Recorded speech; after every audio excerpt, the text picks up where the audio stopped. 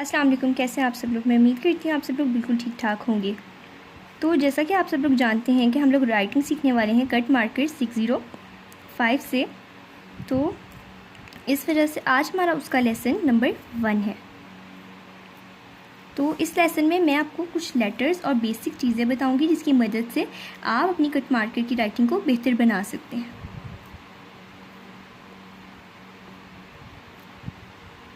ये देखिए, English writing lesson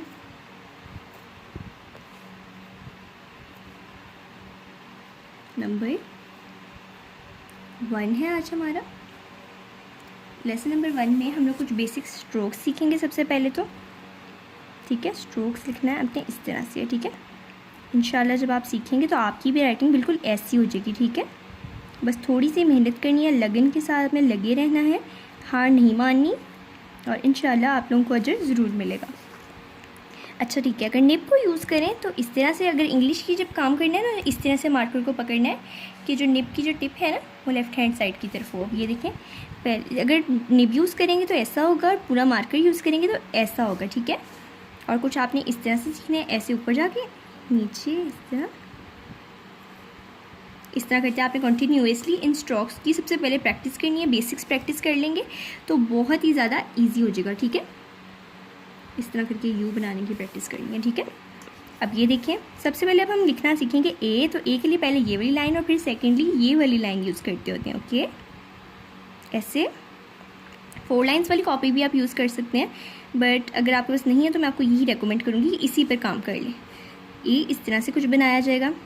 थोड़ा सा और सिंपल कर लूँ तो छोटा सा डॉट ऊपर इस तरह जाना है आपने, फिर नीचे आके ऐसे और इस तरह, और एक ए इस तरह से लिखा जाता है। जो बिल्कुल अगर आपने डिज़ाइनिंग करनी है ना तो आपने इस तरह करके कर लेनी। ठीक है, नज़र आ रहा है आपको। अब ये देखें, अब हम लिखेंगे नेक्स्ट जो लेटर होता है ए के बाद जो आता है वो होता है बी।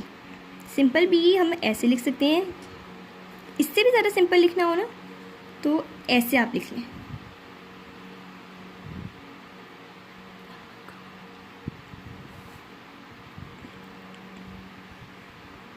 बी, ठीक है, बिल्कुल ही सिंपल इस तरह से लिखा जाता होता है। ठीक है, और बिल्कुल ही अगर डिज़ाइनिंग करनी है आपने, अच्छा शायद आपको लग रहा हो कि मैं बहुत स्लो लिख रही हूँ, बट जितना आप लोग इसे स्लोली इस तरह से देखेंगे उतना ही ज़्यादा आप लोगों के लिए बेहतर होगा। आप लोगों को समझ आएगी कि आपने स्ट्रोक्स किस तरह से बनाने हैं। अब सी लिखते हैं, ऐसे ऐसे। ठीक है, पहले आपने निब यूज़ करनी है, फिर पूरा मार्कर, और फिर उसकी निब यूज़ करनी है। ठीक है, इस तरह से। थोड़ा सा मैंने कैमरा ऊपर किया है ताकि आपको सही तरह नज़र आ जाए। ठीक है, स्मॉल सी देखें, ऐसे ऐसे ऐसे। ठीक है, पहले निब, फिर पूरा मार्कर, और फिर से आपने उसकी निब यूज़ करनी है। स्मॉल ए भी स्मॉल सी की तरह लिखना। आपने देखा है कि मैंने स्मॉल ए पहले नहीं सिखाया, क्योंकि मैं चाहती थी कि पहले मैं आपको स्मॉल सी सिखाऊं और फिर अब मैं आपको स्मॉल ए सिखाती हूँ। स्मॉल सी लिख लें और फिर उसके ऊपर इस तरह से आपने बस करना है और वो ए बन जाएगा। निब, पूरा मार्कर, फिर उसकी निब, और फिर इस तरह से बी भी इसी तरह बनाना है कि आपने इस तरह करना है और इस तरह सी को उल्टा बना देना है। ठीक है, और इस तरह भी आप डिज़ाइनिंग वाला भी बना सकते हैं अगर आपका दिल करे तो, बट मैं आपको यही रेकमेंड करूँगी। बट ये पहले आप लोग क्या करें कि सीख लें सिंपल ऐसे सिंपल सीख लें, और फिर जब आपको सिंपल आ जाएं तो फिर उसके बाद सिंपल जब आपको आ जाएं तो आप उसके बाद दूसरी तरह से सीख लें। अच्छा, मेरा पेज ही उड़ गया था, पंखा चल रहा है ना इसलिए पेज उड़ गया था।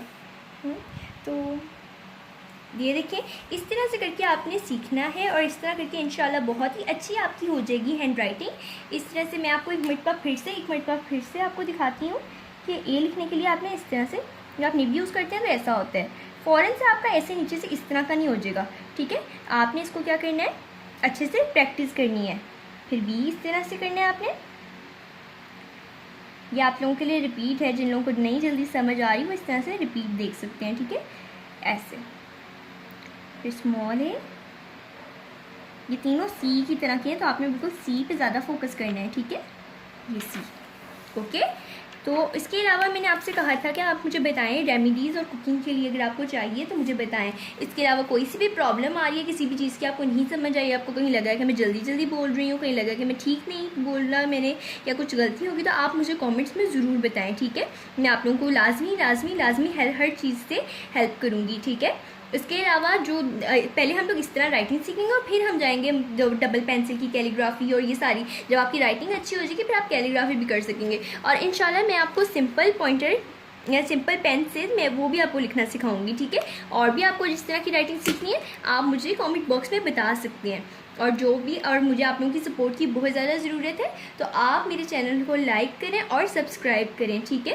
और बेल आइकन के बटन को भी दबा दें ताकि मेरी आने वाली वीडियोस आप तक जल्द से जल्द पहुंच सकें, ठीक है।